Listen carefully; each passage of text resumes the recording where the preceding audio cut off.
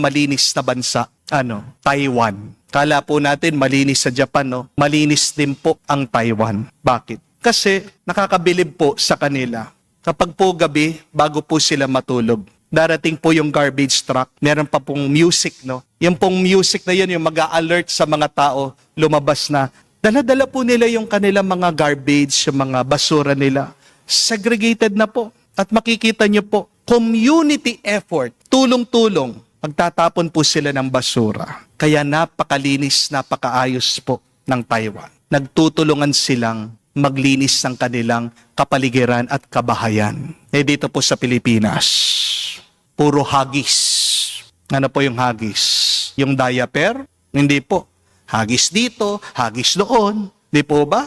Pagkatapos, pag tag-ulan, palagi tayong nagrereklamo, palaging baha. Sinisisi natin yung flood control. Kaya po number 1 na problema.